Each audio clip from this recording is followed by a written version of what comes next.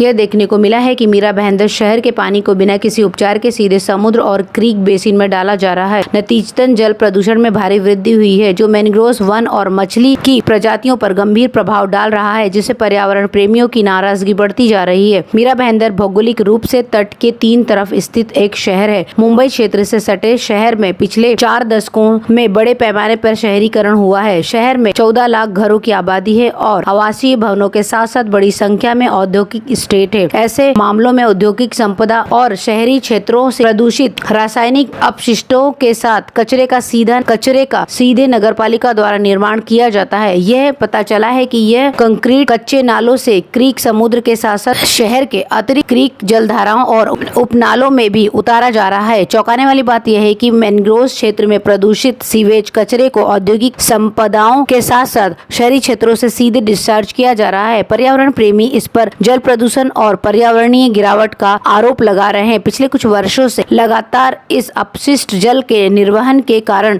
विभिन्न प्रजातियों की मछलियां नष्ट हो रही हैं और मैंग्रोव की विविधता नष्ट हो रही है। हालांकि पर्यावरण प्रेमी और शिकायतकर्ता धीरज परब ने आरोप लगाया है कि थाने डिविजनल पोल्यूशन कंट्रोल बोर्ड, नगरपालिका और उसके ठेकेदारों के साथ साथ औद्योगिक स्टेट, रेडीमिक्स प्लांट संचालकों आदि व्यापारियों के खिलाफ कार्रवाई नहीं कर रहा है। दीपक खंबे, जो जल विभाग के कार्यकारी अभियंता हैं, उन्होंने कहा कि शहर में भूमिगत सीवरेज योजनाओं पर काम चल रहा है और इसके लिए 5 सीवरेज केंद्र भी शुरू किए गए हैं।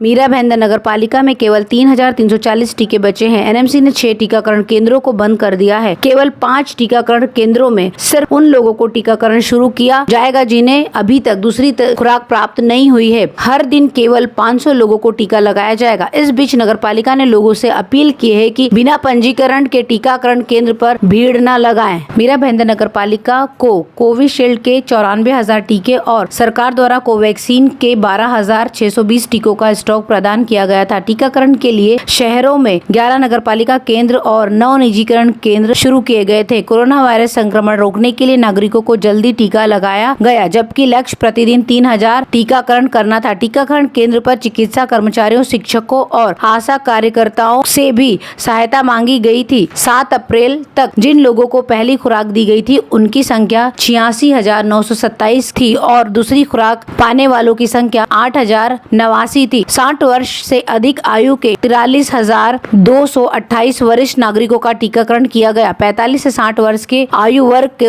31,511 लोगों का टीका लगाया गया। चिकित्सा और आपातकालीन सेवाओं में 13,331 और 6,946 लोगों को टीका लगाया गया है। इस बीच टीके की लगातार मांग के साथ भी आपूर्ति न होने के कारण 8 अप्रैल गुरुवार को केवल 3,340 कोविशील्ड टीके ही रह गए हैं। चूंकि टीकों का स्टॉक लगभग समाप्त हो गया है, इसलिए नगर पालिका को मीरा रोड, विनायक नगर, मुर्दा, पेंकरपाड़ा, नवघर और उत्तन स्वास्थ्य केंद्रों पर अस्थायी रूप से टीकाकरण रोकना पड़ा। टीकाकरण अब केवल 5 स्वास्थ्य केंद्रों में उपलब्ध है, लेकिन यहाँ भी नए टीकाकरण बंद हो गए हैं। केवल दूसरी खुराक से बचे लोगों को टीका लगाया जा रहा है। टीकों की उपलब्धता के कारण प्रत्येक टीकाकरण केंद्र में हर दिन केवल 100 लोगों को टीका लगाया जा रहा है, यानी कि 5 स्वास्थ्य केंद्रों में कुल मिलाकर प्रतिदिन 500 टीके दिए जा रहे हैं। वैक्सीन आने पर तुरंत ही सभी स्वास्थ्य केंद्र फिर से बहाल कर दिए जाएंगे।